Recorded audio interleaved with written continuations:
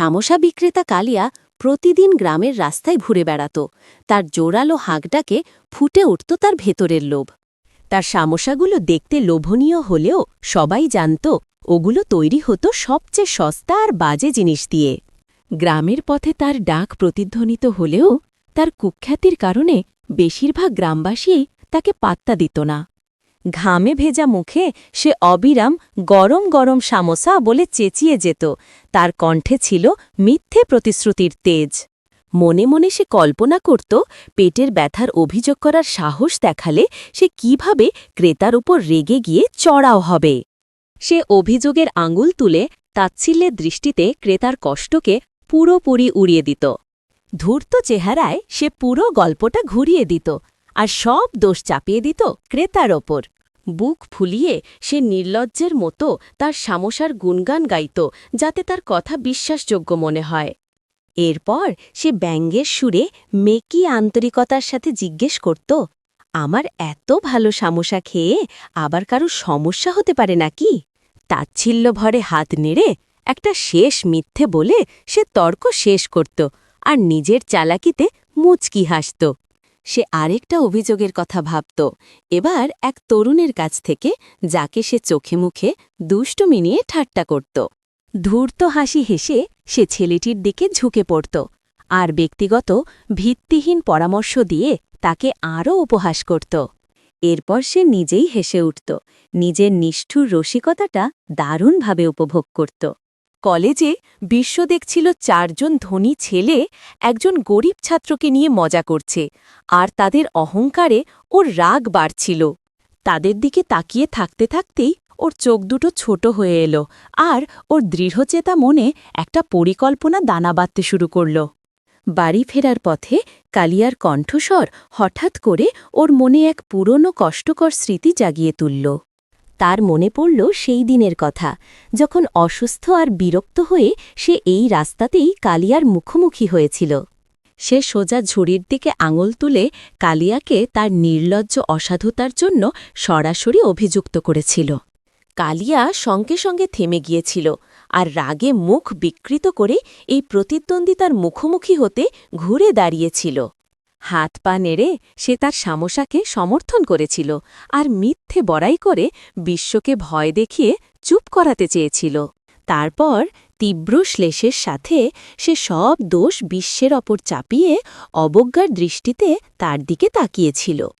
ভালো না লাগলে খেও না, কালিয়া তাচ্ছিল্য করে বলেছিল, সম্পূর্ণ উদাসীনভাবে তাকে হাত নেড়ে তাড়িয়ে দিয়ে। সে একটা শেষ হুমকি দিয়ে ঝগড়াটা শেষ করেছিল, তারপর ঘুরে চলে যাওয়ার জন্য প্রস্তুত হয়েছিল। একটুও ভয় না পেয়ে বিশ্ব শান্তভাবে জবাব দিয়েছিল।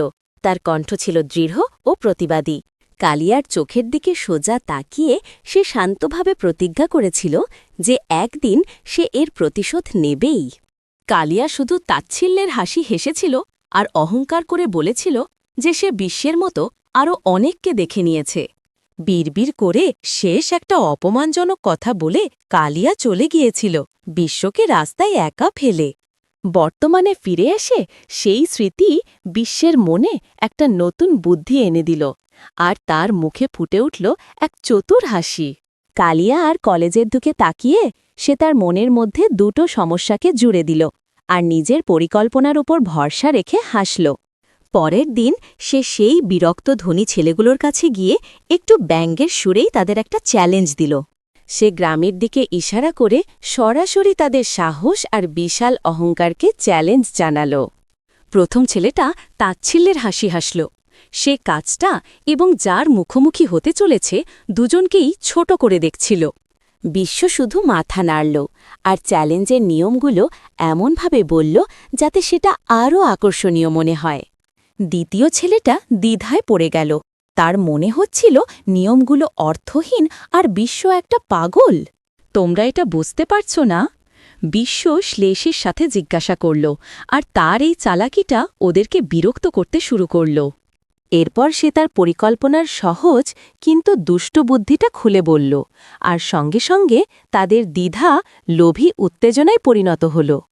তৃতীয় ছেলেটার এই সহজ আর দুষ্টু পরিকল্পনাটা খুব পছন্দ হল, আর সে উত্তেজনায় তার বন্ধুকে একটা হাই ফাইভ দিল। সঙ্গে সঙ্গে সে তাদের নতুন দলপতি বিশ্বের দিকে ফিরল পরবর্তী পদক্ষেপটা জানার জন্য। বিশ্ব নারচিত দীর্ঘশ্বাস ফেলল। তাদের বোকামির জন্য মজা করতে করতে সে এই নতুন ক্ষমতাটা উপভোগ করছিল। সে গ্রামের একটি দোকানের কাছে একটা টিনের চালার দিকে ইশারা করে বোঝাল যে এটাই তাদের কাজের জন্য সেরা জায়গা। সে বুঝিয়ে বলল, ওই ছাদ থেকে তারা সহজেই যত খুশি সামোসা তুলে নিতে পারবে। কিন্তু চতুর্থ ছেলেটা একটা সমস্যা খুঁজে বের করল। কালিয়া পুরো ঝুড়ি খালি করার মতো যথেষ্ট সময় ধরে এক জায়গায় দাঁড়াবে না। সে দ্রুত হিসাব করে দেখল যে কালিয়া চলে যাওয়ার আগে তারা মাত্র কয়েকটি সমোসা নিতে পারবে। তাহলে আমরা তাকে থামাবো কি করে? সে জিজ্ঞাসা করল, চ্যালেঞ্জটা আবার বিশ্বের দিকে ছুড়ে দিয়ে। হেসে বিশ্ব মজা করে ওদের বুদ্ধিহীন ভাই বলে ডাকল, কারণ এর উত্তরটা তার কাছে আগে থেকেই ছিল। ওদের জন্য তার একটাই সহজ কাজ ছিল, শুধু টিনের চালে উঠে অপেক্ষা করা। কালিয়াকে থামানোর দায়িত্বটা সে নিজেই নিল, আর কথা দিল যে সে ওদের কাজ শেষ করার জন্য যথেষ্ট সময় ধরে তাকে আটকে রাখবে। কাল সকালে তৈরি থেকো, সে বলল, আর ছেলেগুলো মাথা নাড়ল। এই মজা শুরু হওয়ার জন্য তারা অধীর আগ্রহে অপেক্ষা করছিল। পরের দিন সকালে কালিয়ার পরিচিত চিৎকার বাতাসে ভেসে বেড়াচ্ছিল, কিন্তু সে জানত না যে ওপর থেকে কেউ তাকে দেখছে। সে যখন টিনের চালাটার কাছে আসছিল, তখন ছাদে 4টে ছায়ামূর্তি লুকিয়েছিল, সঠিক মুহূর্তের অপেক্ষায়। হঠাৎ বিশ্ব সামনে এসে দাঁড়াল, আর তার গম্ভীর অর্থপূর্ণ চাহনিতে কালিয়াকে থামিয়ে দিল। কালিয়া বিরক্ত আর বিভ্রান্ত হয়ে তার দিকে তাকিয়ে রইল। বিশ্বের অদ্ভুত কথায় সে কিছুই বুঝতে পারছিল না, আর সামনে এগোতে চাইছিল।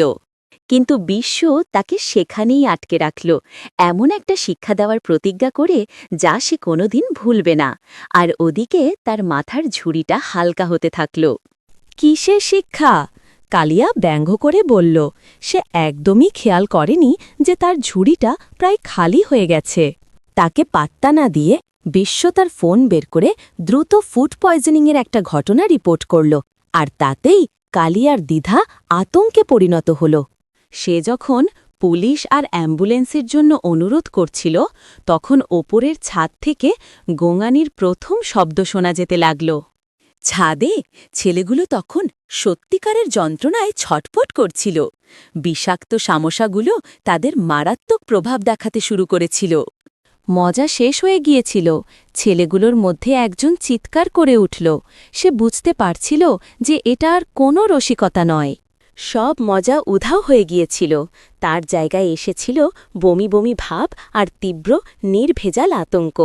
বিশৃঙ্খলা চরমে উঠল যখন একটা ছেলে ছাদের কিনারা থেকে প্রচণ্ডভাবে বমি করতে শুরু করল।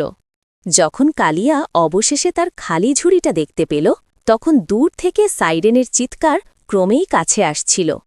একটা অ্যাম্বুলেন্স আর পুলিশের জিপ তীব্র গতিতে ঘটনাস্থলে এসে পৌঁছাল, আর কালিয়া নিজেকে এমন এক দুঃস্বপ্নে আটকা পড়া দেখল যা সে বুঝতে পারছিল না। বিশ্ব শান্তভাবে অফিসারের কাছে গেল। ছাদের ওপর অসুস্থ ছেলেগুলোর থেকে শুরু করে এর জন্য দায়ী ব্যক্তি কালিয়ার দিকে আঙুল দেখাল। এরপর সে চতুরভাবে ছেলেগুলোর প্রভাবশালী পরিবারের কথা উল্লেখ করল, যাতে অফিসার বিষয়টি খুব গুরুত্বের সাথে নেয়। বিশ্ব দক্ষতার সাথে ইঙ্গিত দিল যে কালিয়া যদি কোনোভাবে বিচার থেকে বেঁচে যায়, তাহলে কী ধরনের ঝামেলা হতে পারে। একটা শেষ দৃঢ় মন্তব্যের মাধ্যমে সে কালিয়াকে এমনভাবে ফাঁসিয়ে দিল যে তার আর পালানোর কোনো পথ রইল না।